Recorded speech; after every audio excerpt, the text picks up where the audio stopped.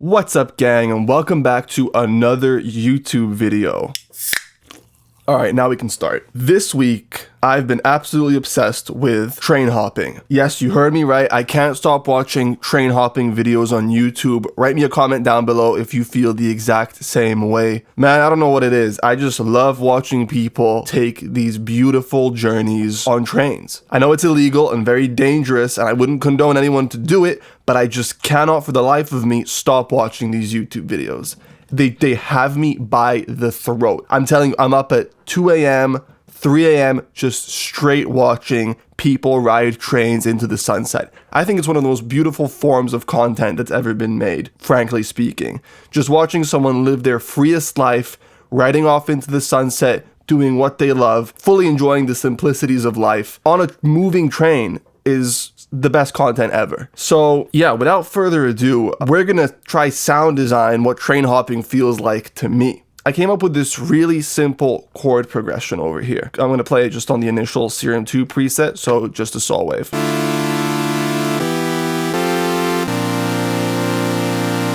Now that's fine, there's nothing wrong with this chord progression, but it doesn't have quite enough movement to it. Now I could go ahead and chop up the MIDI to create some more movement, but I'm going to show you guys a neat trick within Serum 2 to where you don't even have to do that. What we're going to do is we're going to change this from wavetable to granular. Then click on the factory presets here. Let's go to synth and let's go for this Smooth Psyche A01. Now immediately I'm going to change the offset here. I'm actually going to raise it to 100%, and this way it's going to randomly choose multiple start points in our sample. Then I'm going to change it from one shot over here to manual mode. So now it's kind of picking and choosing random start points to play the sample from. And as you can see also from the visual, it's sort of the sound is coming in and fading out slowly. So slow attack time and slow release time. And that's represented by this little blue button over here. So if we click on it, we can see slow attack time and slow release time. But what we can do is if we go to this skew function over here, if I drag this to the negatives, you can see that this visual is moving, and we're actually going to create a much shorter attack time. So let's set this to about negative 96 or 95.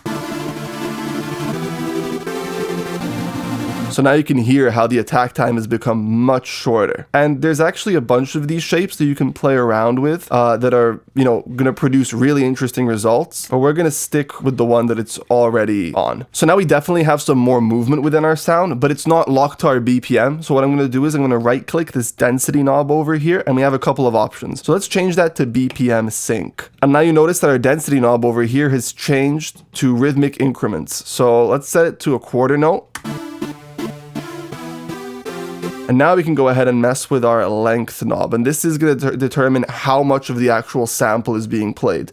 So if I pull this down, only a little bit is going to play. And as you can hear, more of the sample is being played as I turn it up. So now let's click out of this mode and let's change our start time, aka the position, to somewhere over here.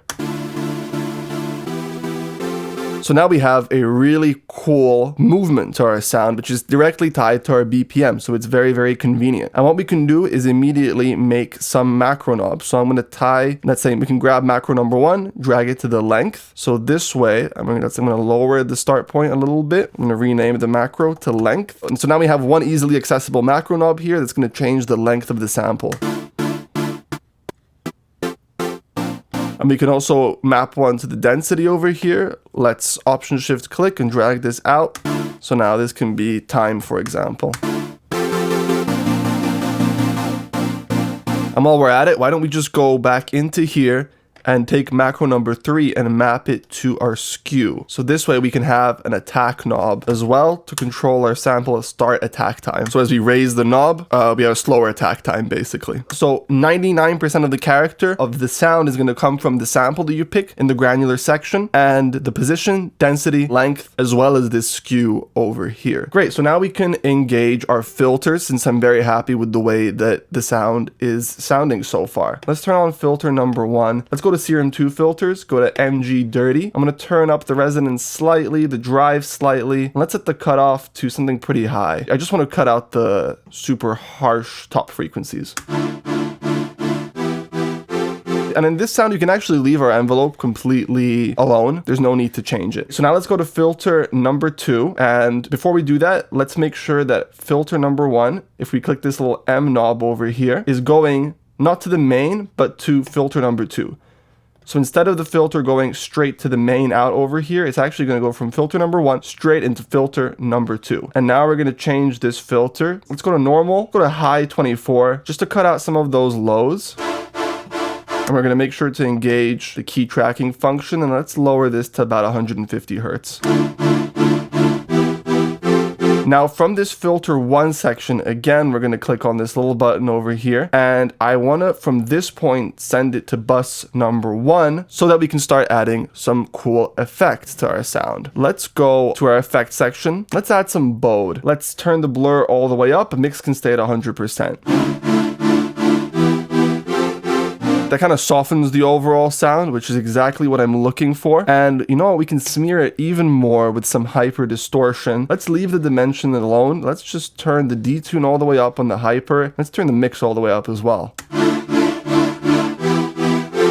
Let's do one more thing. Let's go and add a filter. Click on the filter type, go to flanges, and let's use this phase 48H6 plus. We're going to set the cutoff to just over 1K. Let's do like 1186 maybe. Turn the resonance up and the drive up a little bit as well. And then this high pass frequency knob, we're also going to turn up. You don't need all of those lows phasing. Then we're going to lower the mix a little bit just so that we blend this little phasing in.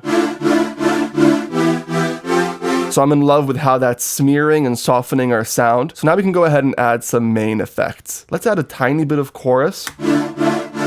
Like that's way too much. Let's lower the mix to about 10%. Barely noticeable, but adds just that tiny bit of feeling that I want. Let's add some distortion next. Let's change it to soft clip. Put it on post. Drag this all the way over here so that again we have a low cut for our distortion, and set this position to about 150 Hertz. Let's raise that drive.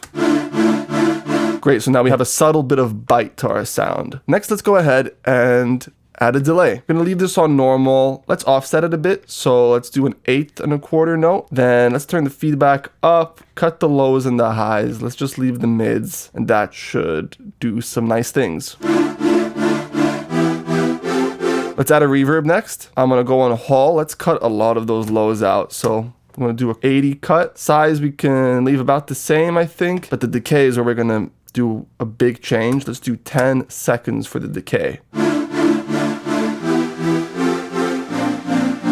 That's sounding absolutely wonderful. I'm noticing that our level is a little bit low. So let's add a utility just purely for some level boost. And now we can go ahead and add a multi-band compressor. So I'm going to change this from single mode to multi-band mode. Let's drive this signal into this multi-band compressor a little bit more.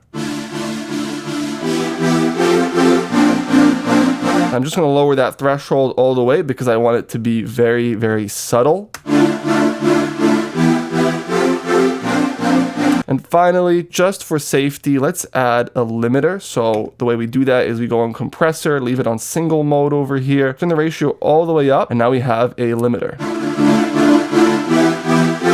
I'm absolutely in love with the way this is sounding. I don't think we need to add any more effects. I have plenty of them. Like I said before, really, 90% of your sound is going to be determined in this oscillator section since we're only using one. So if you pick a different sample over here, it's going to sound very different. Again, using the position, density, and length knobs over here, as well as the offset, is going to make your preset sound vastly different. So you have a lot of creative options in that sense. And then after that, the last 10-20% of your sound is going to be determined by the effects like we did here. The world is your oyster when it comes to this. You can put them in any order. You can bust them like I did. You can just do main effects. Feel free to play around. You're going to get vastly different results. So for the final production, I just added a bass from Serum 2.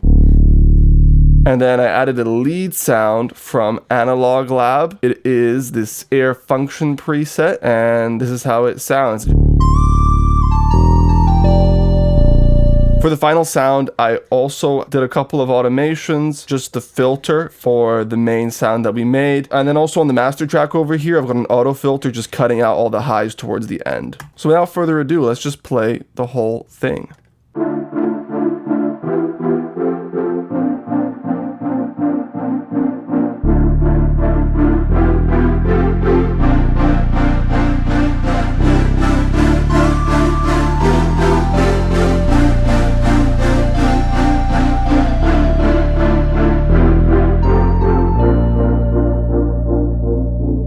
So that'll just about do it for the video, guys. Thank you so much for sticking around. I really appreciate it. I hope you learned something. I hope I explained everything fairly decently. If you have any questions, feel free to leave them right down below. As always, in the description of this video, I have a bunch of free resources on my Gumroad page.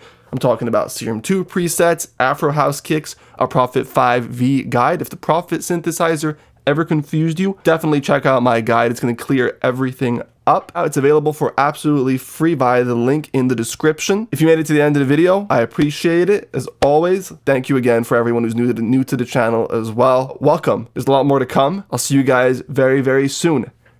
Have a good night.